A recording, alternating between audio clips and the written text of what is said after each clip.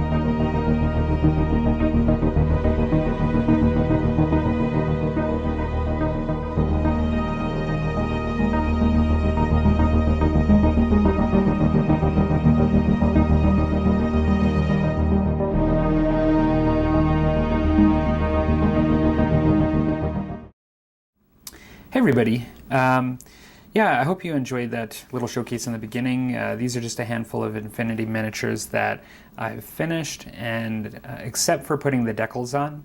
And yeah, just speaking of decals, Ralph Astley in the last video commented that when I mentioned that I can't get any decals, or at the moment they're hard to come by, he had mentioned the opportunity to print them out yourself, and he did a nice video mentioning that, or showing that, I should say.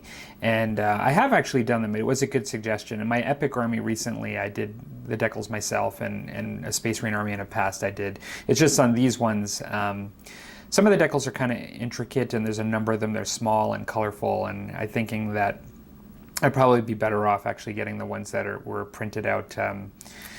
And it's not by Corvus Belli, it's actually by Plastic Craft Games, but I think their decals are a bit better than the ones that I can do in this case, so I was kind of happy to be able to find them. But I certainly could have done that, given if there wasn't an option at all. I think I could have gotten by for sure in this case, even with doing them myself, and so that was a good suggestion. If you don't know how to do your own decals, you could check out Ralph Astley's recent videos, and he does actually have a nice explanation on how to do it. And so these ones here, I was quite pleased with the way these came out, with the sort of techniques that I've been using.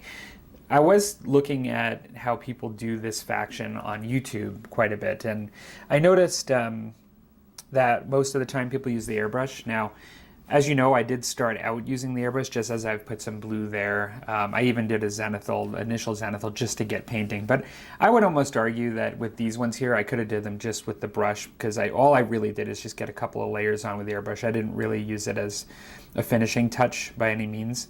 I notice a lot of folks, when they do Pan-Oceania, they do it kind of like I see a lot of people do Knights in 40K, where they have a really dark initial tone, and then they have, let's say, the shoulder pads or certain high features. They'll blast really bright, and there'll be like a major contrast, and it oftentimes looks really good, and I think that's why a lot of people like it. The blends are quite nice when it does fade, and it's a lot of contrast.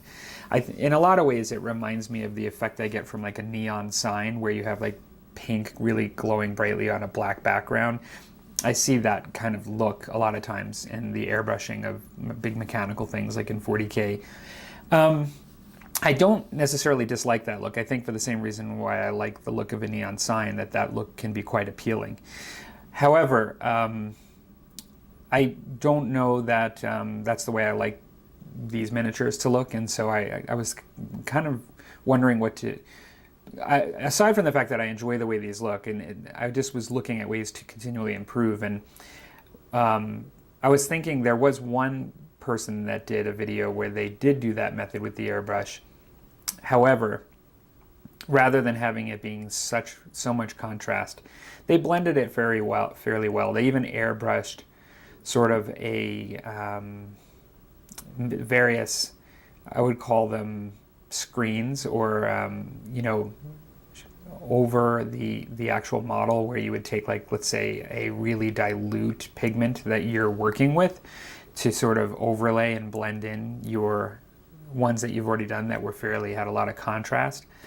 I'm not sure, I'm losing the term. There was a painting term for when you put a shade, you know, that's really dilute over something just to tone it all down together.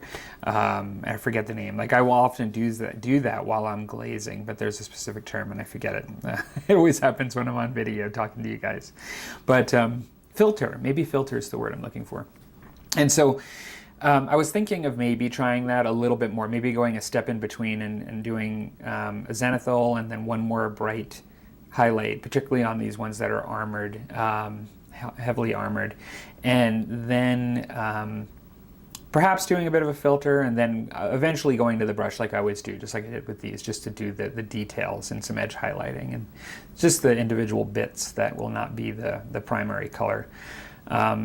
So these ones here are primarily old models, and outside of that one in the back left there, these ones are all kind of newer in comparison sculptures for this line. And so I'm quite, in this case, like I like old school stuff quite often, but in this case, it's kind of odd. Like, as much as I like the old school models for Infinity, I really enjoy the newer ones. Like, I actually find they look excellent. I look forward to painting them and getting newer models from Infinity or Corvus Belli.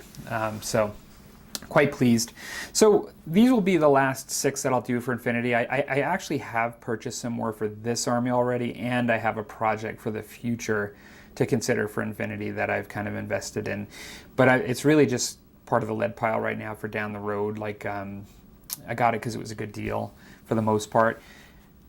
I'm actually next going to be going, after I finish these two, my French Indian War project for the year, and so that'll be a big project I'll do throughout the rest of the year, most likely intermittently with other things. And so yeah, so I'll be coming back at you with these pretty soon, and then after that, French Indian War miniatures. Okay, take care everybody.